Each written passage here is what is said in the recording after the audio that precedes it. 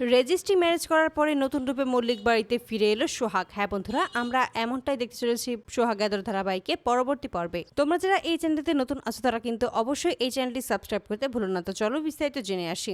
ইন্দ্র সূর্যকে সমস্ত কিছু জানিয়ে দেয়। সূর্য যখনই তাদের বিয়ের কার্ডটা দেখতে পায় ঠিক তখনই অবাক হয়ে যায়। আর যখনই ইন্দ্র দেখতে পায় যে সূর্য সমস্ত কিছু জেনে গেছে ঠিক তখনই সিদ্ধান্ত নেয় এবার সূর্যকে সমস্ত কিছু জানিয়ে দেবে। তার জন্য সূর্যকে সমস্ত কিছু খুলে বলে। এতে করেই বলেছে, আমি শুধুমাত্র এটাই চাই যে সূর্য তোর সাথে যেন সোহাগ সবসময় এই বাড়িতেই থাকে, এই বাড়ির বউ হয়ে থাকে। তুই যদি কোনোভাবে ওকে এখান থেকে ছেড়ে দিস, ওর সাথে ডিভোর্স হয়ে যায়, তাহলে কিন্তু অনেক ঝামেলা পোহাতে হবে। কারণ ময়ূরাক্ষী অলরেডি মেয়ে দেখে ফেলেছে তোকে অন্য মেয়ের সাথে বিয়ে দেবে বলে। সোহাগকে এই বাড়ি থেকে তাড়িয়ে অন্য মেয়ের সাথে তোকে বিয়ে দেবে, কিন্তু এটা আমি কখনোই চাই না। তার জন্যই আমি এই সিদ্ধান্ত নিয়েছি যেন তোদের এই বিয়েটা পাকাপোক্ত ভাবে হয়। এতে করে সূর্য রাজি হয়ে যায় রেজিস্ট্রি ম্যারেজ করার জন্য। ঠিক তখনই জানিয়ে দেয় যে শুধুমাত্র সোহাগকে এই সমস্ত কথা জানানো যাবে না, শুধুমাত্র একবার তোদের রেজিস্ট্রিটা হয়ে যাক, তারপর সবাইকে আমি সবটা জানিয়ে দেবো। এতে করে তখন সূর্য রাজি হয়ে যায়। তারপরে সোহাগের কাছে আসে এবং সোহাগকে বলেছে, আমি কিছু প্রপার্টি কিনেছি এবং সেখানে সাক্ষী হিসেবে তোর একটা সাইনের প্রয়োজন, তুই সাইনটা করে দিতে পারবি? ঠিক তখনই বলছে, অবশ্যই করতে পারবো। আপনি কেন এরকমটা বলছেন? আমি আপনাকে নিজে চাইতেও বেশি বিশ্বাস করি, তাই আপনি যেখানে যখন বলবেন আমি ঠিক তখন সেখানে সাইন করে দেবো। কিন্তু সাক্ষী হিসেবে কি আমাকে রাখা খুব জরুরি?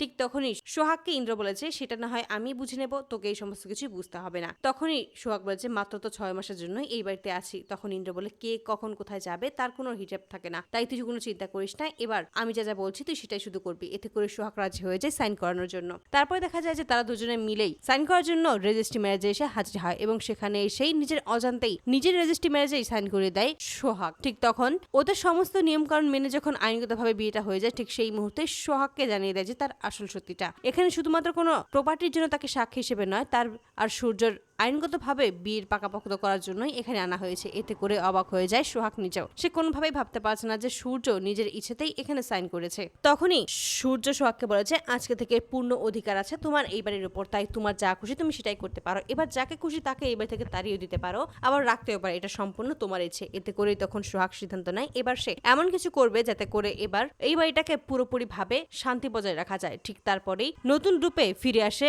মল্লিক বাড়িতে। কিন্তু যখনই ময়ূরাক্ষী জানতে পারে যে এই সমস্ত কিছু করেছে ওরা, ঠিক সেই মুহূর্তেই অবাক হয়ে যায় আর বলে যে, এটা তুমি কিভাবে করতে পারলে ইন্দ্র? এটা তুমি একদম ঠিক করনি। ঠিক তখনই সকলের সামনে সবাইকে চমকে দিয়েই ময়ূরাক্ষীর মুখোমুখি দাঁড়ায় সোহাগ আর বলছে, কেন গিনিমা, কেন এটা ঠিক করা হয়নি? আপনি চেয়েছিলেন যে অন্য কারোর সাথে আপনি আপনার ছেলের বিয়ে দেবেন, কিন্তু সেটা হতে পারে না। আমার সাথেই আপনার ছেলের বিয়ে হয়েছে, তাই আইনগতভাবে এখনো আমরা স্বামী স্ত্রী, তাই আমাদের সংসার ভাঙার চিন্তা আপনি একবারও করবেন না। এতে করে হিতে বিপরীত হতে পারে। এই সমস্ত কথা শুনে সকলেই অবাক হয়ে যায়। তো বন্ধুরা, তোমরা কি চাও যেন এবার এভাবে রেজিস্ট্রি ম্যারেজ করার পরে যেন নতুন রূপে মল্লিক বাড়িতে এসে ময়ূরাক্ষীর মুখোমুখি হয় সোহাগ? অবশ্যই তোমরা তোমাদের মতামত কমেন্ট বক্সে জানাতে ভুলো না। ধন্যবাদ।